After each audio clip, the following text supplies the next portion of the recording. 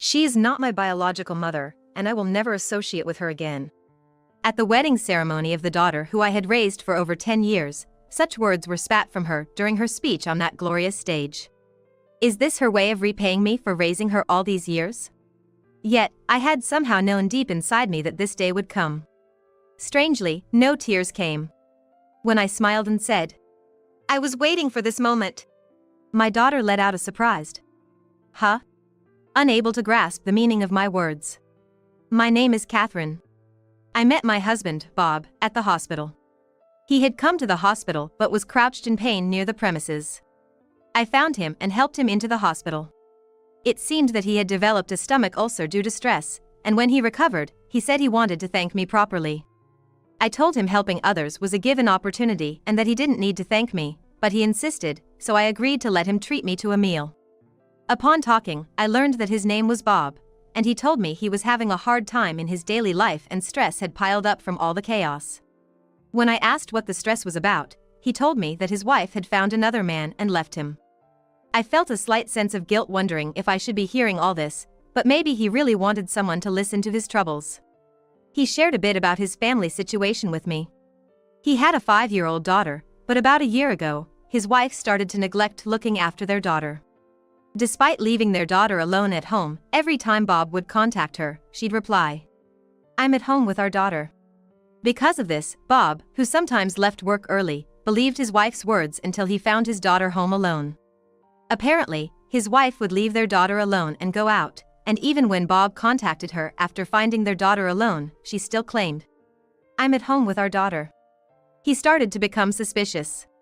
Sure enough, his wife had been seeing another man, and while leaving their daughter to fend for herself, she was out dating. When his wife found Bob, who came home early, spending time together with their daughter, she made an excuse saying, "I made her to take care of the house just this once."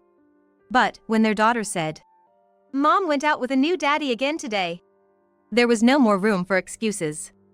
Confronting his wife about this, she defiantly abandoned Bob and their daughter, saying, "I don't need you too. I want to live freely," and left their home. Although he wanted to pursue his wife for her wrongdoing, it seemed like she ran away with her lover, so it was impossible. Moreover, it was only suspected that she was having an affair, she hadn't admitted to it, and there was no evidence. Suddenly abandoned by his wife, Bob was left to take care of their daughter while managing household chores and work. He was working to his limit. However, even at his workplace, there were some co-workers who were almost his rivals that spread rumors around saying, "His wife ran away because there must be something wrong with Bob," making him feel uncomfortable. His in-laws also blamed him for his wife leaving, and his own parents, who lived far away, told him, "Don't rely too much on us." It seems all this stress built up and led to his stomach ulcer. Thinking that he must have been suffering without anyone to listen to him, I decided to listen to his story till the end. When I heard about his job, I told him that I might know of some job openings in his field, which surprised him. The fact that I had connections in his line of work might have been fate looking back now. At the time, I had no thoughts of marrying him, but I did want to help him, so I introduced him to a new job and he quit his previous stressful workplace. As he had a stomach ulcer, everyone in his new workplace was very considerate, and I think it was much easier for him to work there. After he got accustomed to his new job, he once again said he wanted to thank me, so we ended up going for a meal together again. He expressed his sincere gratification at the meal. Beside him was a little girl. He said he couldn't leave the child alone and go out, which I understood, so we all had a meal together. That girl was Ally, who would later become my daughter after Bob and I got married. She seemed quite shy, hiding behind her father, Bob, and looking worriedly at me. I smiled at her, trying to reassure her, saying, "There's nothing to be afraid of," and tried to start a conversation. By the time we finished our meal, Ally had warmed up to me.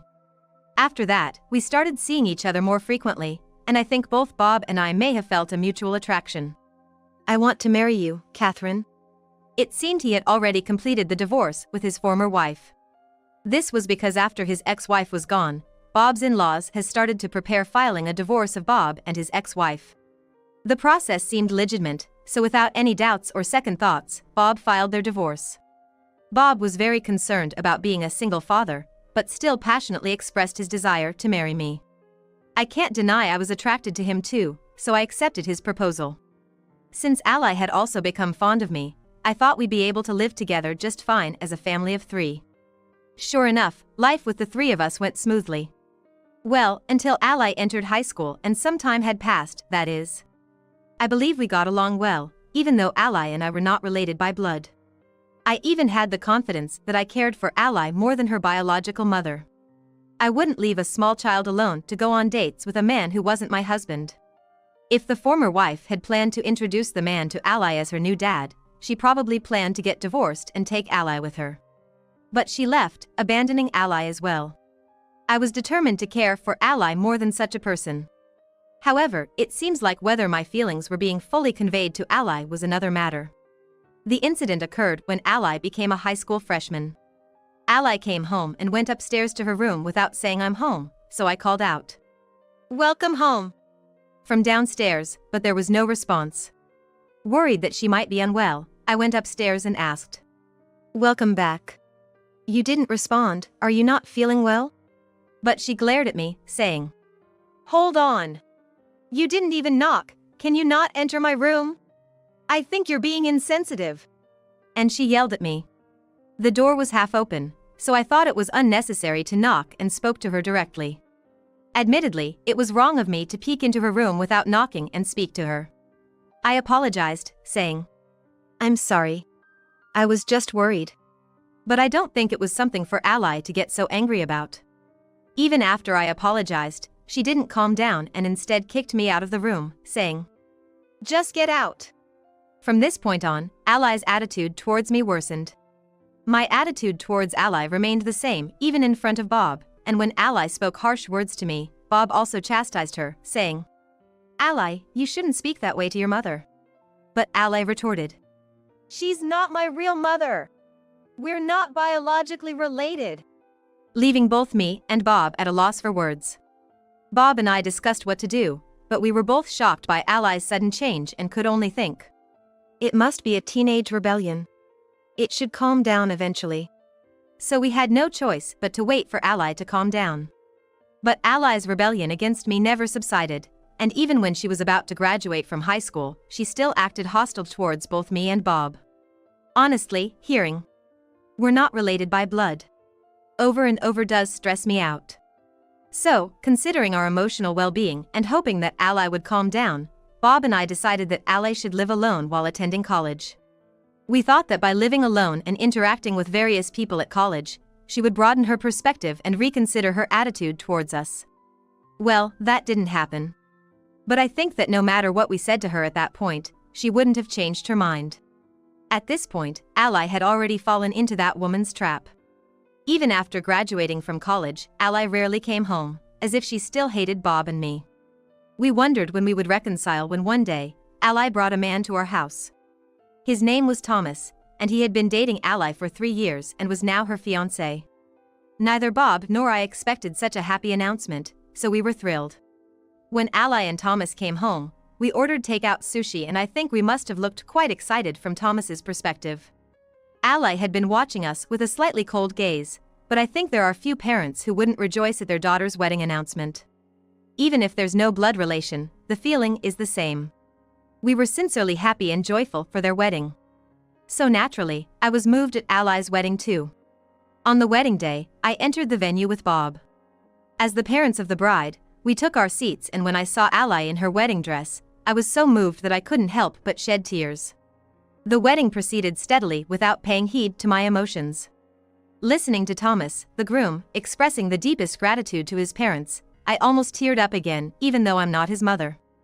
At this rate, I thought I might cry during Ally's speech too. With that thought in mind, I watched Ally step up to the microphone. Then, our eyes met. I was startled because I thought she might not care about me since we're not related by blood. Could she possibly have something to say to me?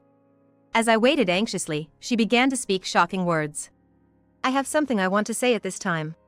It's about my mother." Everyone present probably expected her to express gratitude towards her mother. The woman who is currently claiming to be my mother is not my biological mother. Moreover, she deceived my real mom and married my dad. Even though my dad and this woman were the ones who had an affair. They've always said that my mom cheated and left. This was simply not true. But among the attendees, there were people who didn't know us well, so they might not know whether Ally was telling the truth or lying. There was a stir among the suspicious guests. Bob and I were so dumbfounded by the turn of events that we couldn't rebut her. She must have thought everyone would believe her words, because she declared, "I have no intention of remaining a family with these despicable people. My mom is a stranger to me, not related by blood. I will have nothing more to do with her. I declare that here." Seeing her make such a declaration, the groom, Thomas, seemed confused. It's understandable. She was denying us as her family and declaring her severance on such a happy occasion. Even if we really were the worst kind of people and she wanted to cut ties, there was no need to tarnish such a joyous event. I never thought Ally could be such a foolish girl.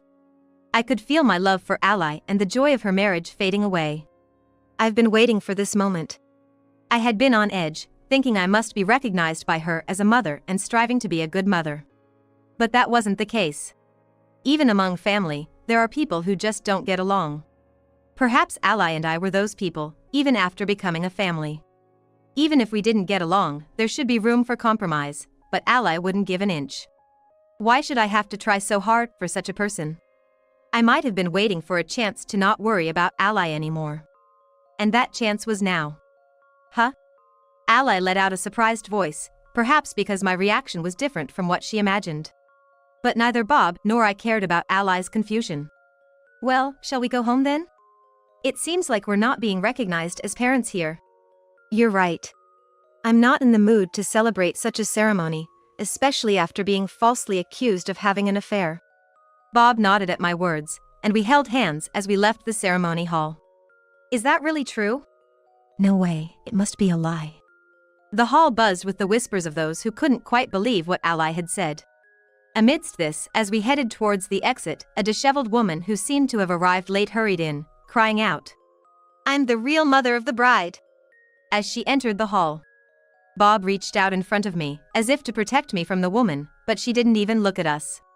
Instead, she strode to the seats we had just left, plunked herself down, and started demanding, "Come on, hurry up and serve the food and drinks!"